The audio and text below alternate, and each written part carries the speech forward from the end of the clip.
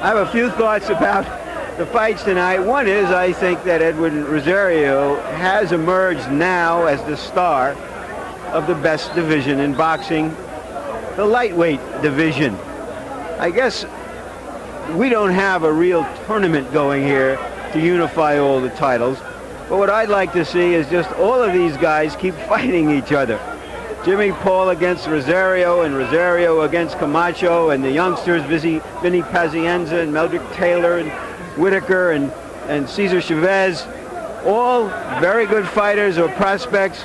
They should just keep on fighting each other endlessly, giving us all our money's worth, entertaining us, making money for themselves. It would be prize fighting heaven for fight fans. Now back to Barry and Ray. Okay, thanks very much, Larry Merchant. Let's go back to the events of this evening now. It's been a long night. Edwin Rosario, of course, he scored a dramatic knockout victory over Livingston Bramble. Let's go back and show you that once more.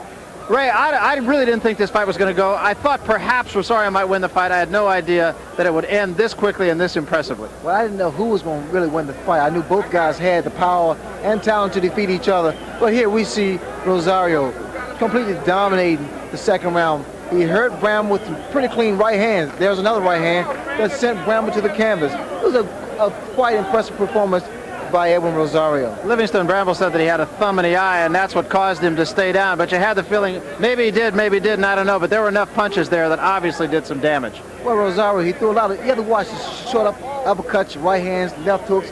Beautiful execution of punches thrown by Rosario. I tell you, Rosario's there for everybody now. That was pretty good. Did you ever think about fighting? Oh, yeah, I thought about it. Let me ask you another thing, too. One final question about Hector Macho Camacho. Now, he moves out of this division. And the same thing with you, where you were a guy that not only was a champion, but you were a champion who could sell tickets. I don't see anybody else in the lightweight division who's capable of doing that. And I have to think people like Rosario and Paul now might perhaps miss out on some paydays if Camacho, big paydays that is, if Camacho does move up. Well, I think one thing for sure, because Jimmy Paul, who's standing nearby, he wants to fight Camacho. Rosario wants a rematch.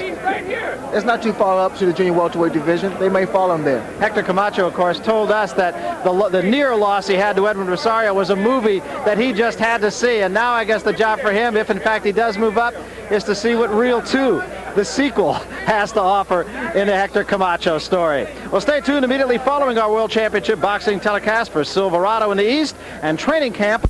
And Evander Holyfield has retained his IBF Cruiserweight Championship and his WBA Junior Heavyweight Championship, and in the process taken away the WBC Cruiserweight title from Carlos DeLeon. So he has unified the crown. Ironically, he's done it in a fight that will probably be his last at the 190-pound level. So Holyfield remains unbeaten. He was in control and dominating the fight, well ahead on the scorecards of all three judges when the end came in the 8th round of this scheduled 12-rounder in Las Vegas. And we'll go back and pick up the action as I called it from ringside. Evander Holyfield wearing the white trunks and Carlos DeLeon in the red trunks. Bout scheduled for 12 rounds. It has been controlled, and the pace has pretty much been dictated by Holyfield, who has landed most of the blows of consequence, but he has not been the dominant Holyfield that we've seen so often in the past. Good right hand got in that time from Holyfield. Evander, as has been the case throughout this fight, starts out quickly and then appears to wear down in the middle part of the round. And he's had, for almost the entire fight, DeLeon backed up against the ropes. And now DeLeon has begun to bleed from the corner of his left eye. A cut has opened up, and a good left hand really staggers him. Blood flowing now from the left eye of DeLeon. Holyfield trying to finish him off. Holyfield letting the hands go. Ripping combinations. Another good right hand. Mills Lane now steps in, and Mills Lane is going to stop this fight.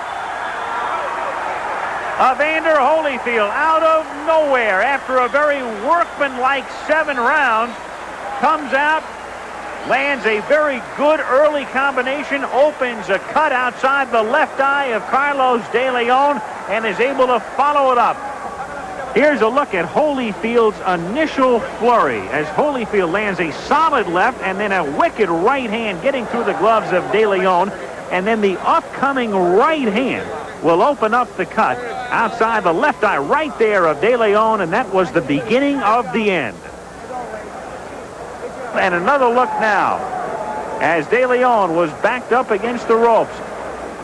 A right hand got in after that cut had already been opened up, and then Holyfield able to finish him off.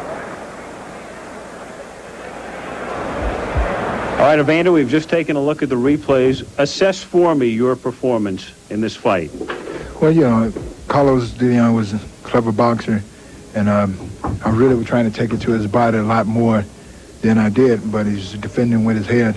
It was a very clever fight. I think in my performance, stuff I did pretty good. And stuff was really hard for me to justify because I had to pretty much keep the guy off of me.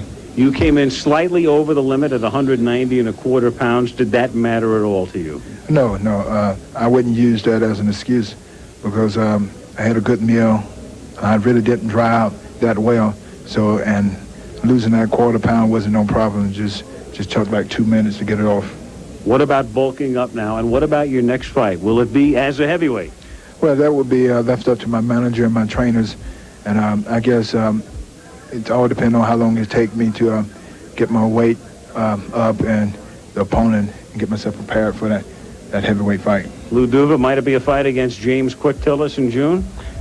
Yes, he's one of the fellas we're looking at. We're looking at Quick Tillis. We're looking at Pinklin Thomas. We're looking at that type of a fighter. We're looking at the next champ, and then a good guy, a guy that's really been around, a veteran type, and either one of those two guys would fit into the plans. And then obviously you're looking down the road at maybe Mike Tyson. When? Well, actually, I really don't know. I'm taking one opponent at a time, and Mike Tyson definitely is in the future. You know, I don't rule him out. My main thing is just to be ready for my next opponent. Do you anticipate any problems in getting up to the level you'll have to be at to take on and beat a Mike Tyson? Well, I don't think it would be any problem. I think right now his main thing is getting the weight put on properly.